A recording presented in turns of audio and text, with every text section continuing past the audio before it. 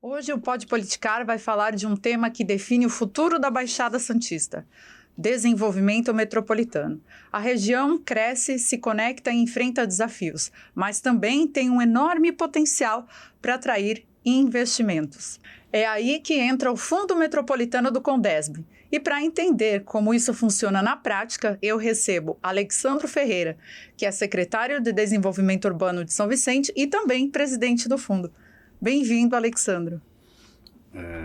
Bom dia a todos, né, que vão nos assistir, estão nos assistindo. Obrigado pelo convite, mais uma vez estar aqui. Vamos falar aí sobre o desenvolvimento da região metropolitana de São Vicente, que a gente tem uma atuação lá. Vamos sim. Com certeza. Bom, em primeiro lugar, o que é o Fundo Metropolitano do Condesb e como ele funciona na prática? Antes disso, vou falar um pouquinho do que é essa política metropolitana. Perfeito. Né? Nós temos aí a Agência Metropolitana, né, que é um braço técnico do Condesb, que aí sim é a reunião de todos os prefeitos, né, que nesse conselho decidem questões importantes para a nossa região. E para que essa estrutura se sustente, nós temos um fundo, né? Esse fundo tem aportes tanto do governo do estado quanto dos próprios municípios. E esses recursos seriam destinados a políticas comuns para os municípios. Então, vou dar um exemplo que está mais claro, né, para nós, que foi recentemente, a ciclovia da Tupiniquins, lá em São Vicente. Essa ciclovia, por exemplo, ela beneficia tanto quem é de Praia Grande quanto quem é de São Vicente, né, pela ligação das duas cidades. Mas, de certa maneira, toda a região, porque você acaba ligando, do ponto de vista cicloviário, desde Praia Grande até Guarujá. Sim. Então, olha como é importante que nós tenhamos recursos e nós tenhamos política, né, que as cidades se juntam, se reúnem, para a gente ter intervenções, nesse caso, uma intervenção física, né, prática, para poder beneficiar toda a região. Legal, você trouxe um exemplo muito prático, né? Porque quando a gente fala da Tupiniquins, a gente está falando ali do Japuí e já tem a conexão com a Ponte Pêncil, que a pessoa já atravessa também e já segue pedalando, já liga com Santos. Perfeitamente. E vai direto. E ali, só trazendo uma informação daquela obra, a gente, por exemplo, tinha ali um problema muito grave até, que era uma parte da ciclovia, ela simplesmente não existia. Quando você vinha de Praia Grande, tinha um determinado trecho que ela parava e depois você só ia se ligar na própria Ponte Pêncil. Então isso gerava muito acidente, muito problema, né? E aí a gente conseguiu, com esses recursos que são provenientes, né, do Fundo Metropolitano, executar essa obra. Outras cidades também tiveram a oportunidade de pleitear recursos do fundo, né, todas as cidades do litoral, para poder fazerem obras também de caráter metropolitano. E em que fórum isso é definido? Por exemplo, é numa reunião do Condesb? É ali que é deliberado qual cidade ou qual projeto merece receber recursos do fundo? Na verdade, nós temos, como eu falei, nós vínhamos tendo contribuição dos municípios, né, uma cota à parte ali, há um cálculo de divisão de número de habitantes, né, tamanho dos municípios e qual que vai ser a contribuição deles. E a outra metade é a contribuição do Estado. Então, esses recursos ficam disponíveis. De uma forma geral, os municípios eles apresentam pleitos. Esses pleitos podem ser primeiramente apresentados nas câmaras temáticas ou câmaras técnicas. Então, a gente tem a Câmara do Meio Ambiente, nós temos de Desenvolvimento Econômico, nós temos de Turismo. Então, há câmaras técnicas que discutem problemas setoriais aqui da região metropolitana. Depois de tratado ali, vê-se a relevância desses projetos e esses projetos são apresentados no Fundo Metropolitano, no Conselho do Fundo, Sim. Que esse é o que nós somos presidentes.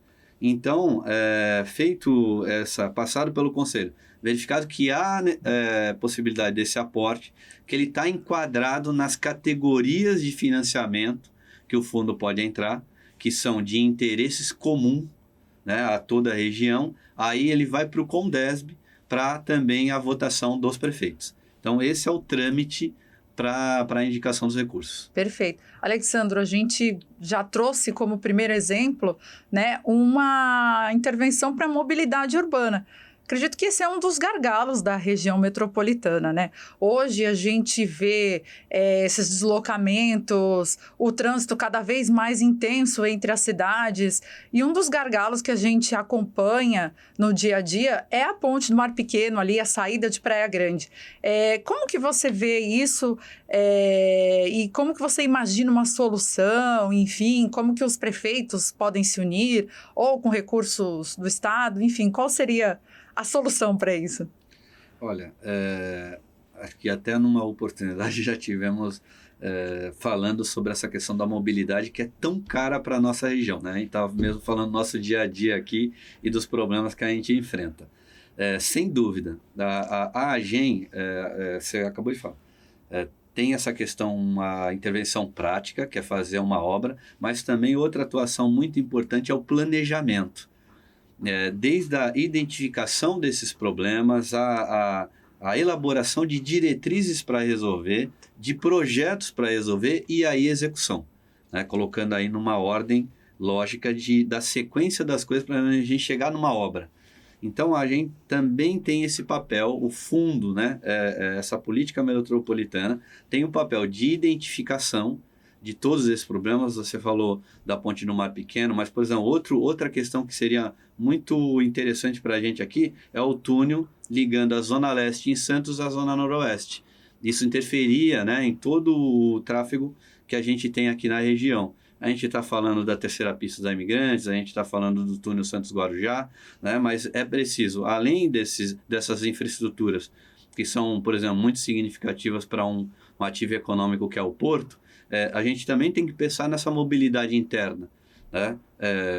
Ontem mesmo a gente, em São Vicente, a gente teve ali a alteração, né, de temporária da ponte dos Barreiros, né? Isso. O trânsito está indo agora para a ponte do Ferroviária, né? Ou da ponte do VLT, e depois ela vai voltar de novo para a ponte rodoviária. Essa também é uma intervenção muito significativa. A ponte dos Barreiros, por exemplo, ela induz ou não o desenvolvimento da nossa área continental. Só para você ter ideia, a ponte que vai ser entregue agora, né, depois de todos esses anos de intervenção e de melhorias, ela é melhor do que a que foi inaugurada. Ela tem mais capacidade de carga, mais capacidade de volume de veículos, né, vai ser entregue com uma ciclovia, inclusive, vai ter uma ciclovia na ponte, uma passagem de pedestre e o próprio VLT. Então, toda essa dinâmica de mobilidade, toda essa intervenção na mobilidade, ela é fundamental. Ela é fundamental e precisa ser enfrentado o problema, como você colocou, né? A gente tem um problema, como é que a gente vai enfrentar? Isso.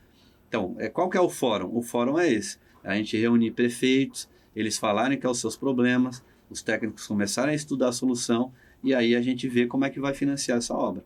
Perfeito. E a gente falou, né, obviamente, das obras e da malha viária, mas também falamos de ciclovias e a gente precisa falar de transporte público, né? O VLT tem sido aí o modal apontado como principal, né, para dinamizar o transporte público, mas porque os ônibus, a integração entre eles ali na questão metropolitana, ainda é difícil em algumas cidades, né? Como que você vê o futuro do VLT? Você imagina aí que já vai ter alguma expansão? Você acha que é subaproveitado? Olha, sou suspeito para falar, né? Também venho como morador da área continental. Então, eu sempre fui favorável que o VLT ele iniciasse lá na área continental. Eu sei que essa é uma discussão que gera muita crítica, né, muito debate e tal, mas e justifico tecnicamente. Então, ali você tem a demanda. Então, você tem lá cerca de 150 mil pessoas e é muito interessante a área continental de São Vicente, e isso é um dado já, não é uma coisa, né, que a gente imagina, ela fornece mão de obra para várias cidades e principalmente para Santos. Uhum. Então, você gerar um bom fluxo, né, um bom modal de transporte dessa população que é economicamente ativa, hoje tem uma formação média bastante interessante e que vai, né, promover aqui a mão de obra da cidade de Santos, né, que tem o principal polo de serviços e comércios aqui da região. Então, você pega um modal e você faz isso, né? Faz essa mobilidade chegar aqui. Então, por isso que eu entendia sempre que tinha que começar lá. Sim. E aí, depois, você pode ter outras expansões. Aí não importa. O fato é que a gente tem já esse modal, o primeiro trecho, né, de ligando ali os Barreiros até, ligou aqui o centro de Santos, né, a Ana Costa, né, o Porto de Santos, na verdade. Depois o segundo, centro, que eu acho que sim, deve melhorar a ocupação do centro. Eu entendo, sou otimista nesse aspecto aqui do centro de Santos. E agora a terceira fase, que vai ligar sim a área continental, né? Vai sair dos Barreiros até o Samaritá. Eu entendo que é um modal absolutamente importante, muito significativo, pode mudar sim, e seria interessante que se pensasse na expansão dele, tanto para Cubatão, né? O prefeito César já havia feito esse pleito, como para Praia Grande. O prefeito Mourão também fez esse pleito. Eu acho absolutamente interessante. Por quê? Porque a gente acaba tendo gargalos. Então, vou voltar lá ao ponto que você falou. Ponte do Mar Pequeno. Então, acaba todo mundo tendo que passar por aquele ponto. Né? Se eu tenho lá um modal que atravessa num outro ponto, que consegue jogar uma grande massa do litoral sul, né? Itaém, Mongaguá, Praia Grande, e ele consegue num transporte de qualidade via o VLT, com certeza isso melhora e facilita muito. Eu acho que é uma demanda que a política metropolitana da Baixada deve, sem dúvida, correr atrás disso. Com certeza. Bom, a gente falou, né, dos deslocamentos, muitos deles são para Santos, porque é o grande polo, né, da nossa região. E um dos principais motores ali do desenvolvimento é o Porto de Santos, né? Isso também não fica fora, né, das discussões, tanto do Fundo Metropolitano quanto nessa questão do desenvolvimento urbano. Não, o Porto é fundamental. A gente tem feito um trabalho em São Vicente, e aí vou até fazer uma brincadeira, porque o Porto começou em São Vicente. Porto das Naus, inclusive ali o trecho da Tupiniquins, da ciclovia que eu estava falando, em frente à Tupiniquins, nós temos o Porto da Naus, que é o primeiro sítio, né, de alfandegamento que houve no Brasil. Tá? Então, temos vários indícios que corroboram com essa informação. E aí, depois disso, por uma questão estratégica, o Porto veio para Santos, por ser um lugar mais seguro, enfim, quem é especialista vai saber informar melhor que eu. E isso desenvolveu a cidade de Santos. Né? Basicamente, todos os ciclos de riqueza do Brasil passaram pelo Porto de Santos e, de certa forma, ainda passam. Né? Então, é uma importância gigantesca o Porto. E o Porto, a gente deve entender que ele é de Santos, ele está em Santos, e claro que a cidade sofre os impactos, sofre também os aspectos positivos, a arrecadação, mas ele é da região. Né? Olha a interferência dele em Guarujá, olha a interferência dele em Cubatão. E a gente olhou para isso também como um ativo econômico, como eu falei, um eixo que pode alavancar a nossa economia, e nos últimos anos viemos trabalhando nesse sentido, de trazer também atividade de aeroporto para dentro da cidade de São Vicente. Entendeu? Por isso o Porto é absolutamente importante. É muito bom. E agora vestindo a skin de secretário de São Vicente. São Vicente vai fazer 500 anos, agora em 2032. Eu sei que ainda tem um tempinho, mas o que você espera aí para São Vicente com 500 anos e o que já está sendo preparado? O que está sendo preparado e que foi assim muito positivo foi um trabalho, né, capitaneado aí pelo nosso prefeito, Caio Amado, que foi a elaboração do Plano 500 anos. A gente viu que até outras cidades passaram a repetir isso, né? Santos também passou a estabelecer esse olhar, né, sobre essa data tão significativa. E o que se fez a partir daí? Além dos projetos, dos planos que a cidade tem seguido, São Vicente de Cara Nova, São Vicente no Eixo, São Vicente de Cara Nova são várias intervenções pontuais que almejam a valorização do centro-praia. Para quê? Para o desenvolvimento da economia de serviços e comércio e o desenvolvimento do turismo. São Vicente no Eixo são principais vias, reforma, né, e reformulação, reurbanização de várias vias. Para quê? Para a gente também ter melhor mobilidade e isso, por exemplo, afetar o mercado imobiliário. Então, a ideia de que a cidade se desenvolva. Eu acho que talvez o grande presente para São Vicente nesses 500 anos é ela mudar um paradigma muito significativo, que é a sua questão econômica. Né? Então, ao longo dos 500 anos, o que São Vicente se formou? Há algum tempo atrás falava, é uma cidade de dormitório só. Né? As pessoas trabalham nos outros lugares e vão só dormir lá, só no final do dia. Então, acho que ela vem se consolidando para além disso. Ela constitui uma identidade própria aqui na região, de cultura, de turismo, de gastronomia, né? Das comunidades que se formaram ali. E agora me parece que o paradigma de mudança é a questão econômica. Então, se há um projeto e eu vejo que o governo, né, falando como secretário, tem trabalhado nisso, é mudar esse paradigma. É que São Vicente seja mais sustentável do ponto de vista econômico. Legal. E para finalizar, como você enxerga São Vicente dentro da região metropolitana da Baixada? São Vicente é uma cidade absolutamente importante do ponto de vista histórico e da sua posição geográfica. E aí tem uma questão que eu acho muito importante da gente ressaltar. Hoje não dá para você querer desenvolver uma cidade individualmente. É claro que as cidades têm as suas particularidades e elas podem investir, por exemplo, Praia Grande se desenvolveu muito no campo imobiliário nos últimos 20, 30 anos. Mas imagina que você tem problemas que são comuns. Mobilidade nós já falamos, resíduo, saúde, né? Volta e meia a gente vê aí conflitos, né? Quem foi aonde? Isso, quem é quem? Exatamente. O que acontece? Juntos, vou usar um jargão meio muito usado, mas juntos nós somos de fato mais fortes.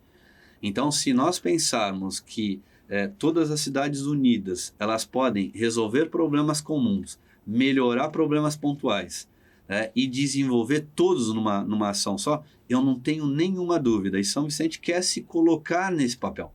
Eu acho que essa é a questão. Ela hoje falou, eu quero estar na mesa, eu não quero ser a cidade que só traz problemas para vocês.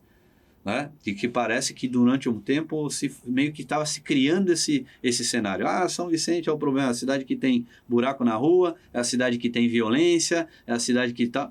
Não, São Vicente quer se colocar tratando dos seus problemas internos como uma cidade que tem valor do ponto de vista também econômico, já tem muito histórico, né? E geográfico, e a nossa geografia, a nossa beleza da nossa Bahia, mas ela quer se colocar metropolitanamente nesse conjunto de cidades que, para mim, só vão evoluir se tiver política metropolitana. Com certeza, e tendo um gestor jovem também à frente, acho que essa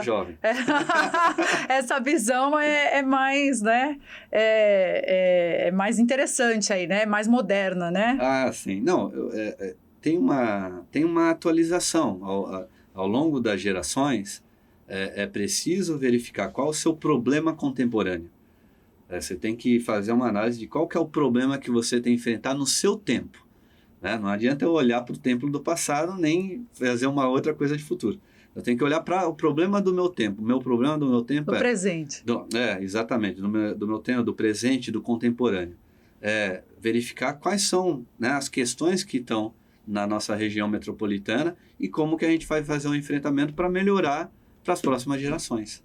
Com certeza. Alexandro, muito obrigada pelo nosso papo e espero que você venha numa próxima aqui no Pode Politicar.